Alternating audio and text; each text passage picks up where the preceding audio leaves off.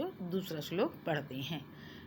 दूसरे श्लोक में क्या कहते हैं कि हे वैद्यराज नमस्तुभ्यं यमराजस्य सहोदरः यमस्तु हरते प्राणान वैद्यः प्राणान धनानि च।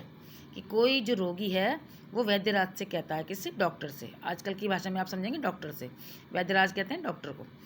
तो कोई रोगी वैद्यराज से कहता है कि हे वैद्यराज नमस्तुभ्यम, आपको नमस्कार है। यमराज से सहोदर, यमराज के सहोदर। यमराज होता है जो प्राण को ले जाते हैं, यमराज देवता। सहोदर जो एक ही उधर से हम उत्पन्न हुए हों, यानी कि भाई, यमराज के भाई। कौन? वैद्यराज।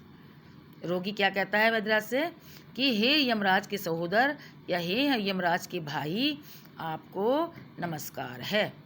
यमस्तु हरते प्राणानान, कि यमराज तो केवल हरते मतलब ले जाते हैं या हरते हैं, प्राणान प्राणों को, कि यमराज तो केवल प्राणों को ही हरते हैं या प्राणों को ही लेते हैं।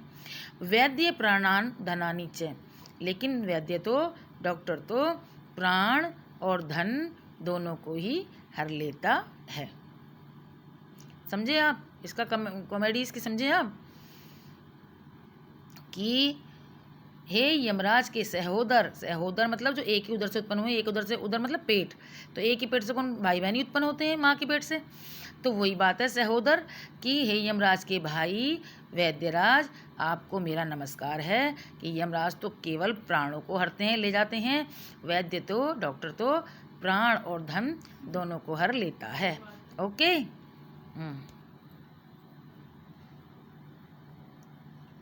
आइए बच्चों, अब हम तीसरा श्लोक पढ़ते हैं कि उष्ट्राणाम विवाहेषु गीतम गायन्ति गर्दभाः परस्परम प्रशंसति अहो रूपम अहो ध्वनि है। यानी कि उष्ट्राणाम, उष्ट्रा माने होता संस्कृत में ऊँट, विवाहेषु विवाह में, ऊँट के विवाह में, गीतम गाना या गीत, गायन्ति गाते हैं कौन? गर्दभाः गधे, कि ऊँटों की शादी में गधे गीत गाते हैं। परस्परम प्रशंसति, और आपस में एक दूसरे की प्रशंसा करते हुए कहते हैं कि अहो रूपम, कि दूल्हे का कितना सुंदर रूप है। और ऊँट जो है गधे को कहता है कि अरे वाह, गाने वाले की ध्वनि या राग या गीत कितना सुंदर है। दोनों एक दूसरे की तारीफ करते हैं कि अरे दूल्हे का रूप कितना सुंदर है। कौन कह रहा है? गधा। और अहोध्वनि, और गाने वाले की आवाज़ या उसका राग या उसका गाना या गीत कितना सुंदर है, ये कौन कह रहा है? ऊँट।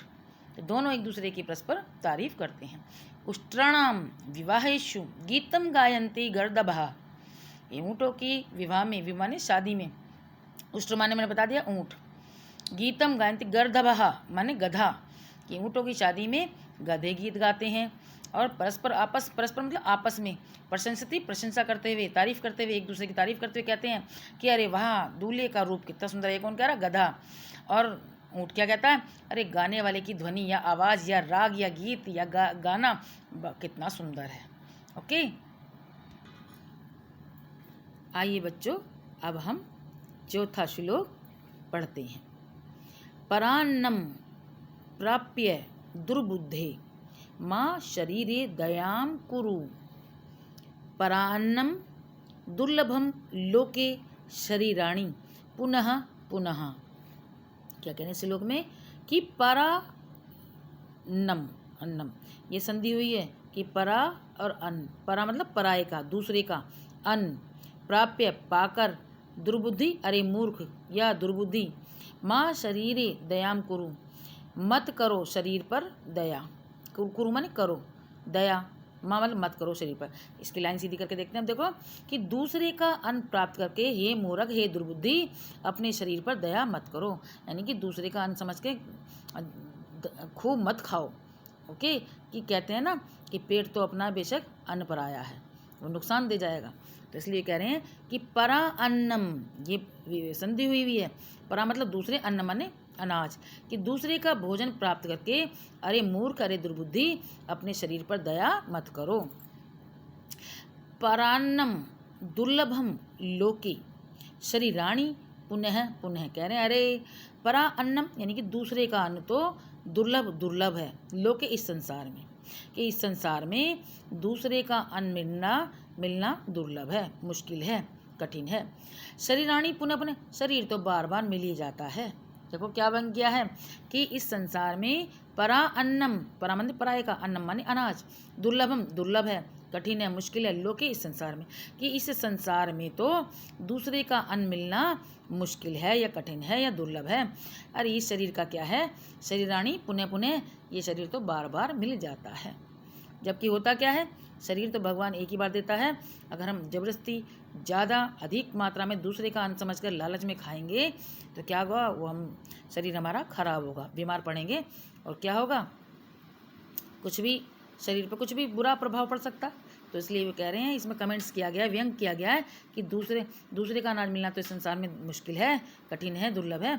शरीर का क्या है, ये तो बार बार मिल जाता है। जबकि क्या होता है असलियत में, शरीर बार बार मिलता है क्या, दूसरे का अन्न तो किसी न किसी बहाने किसी न किसी उत्सव में किसी में चले जाते हैं, लेकिन दूसरे के अन्न को ये लालच में अति से ज़्यादा ना खाओ। इस श्लोक में ये समझाया गया है।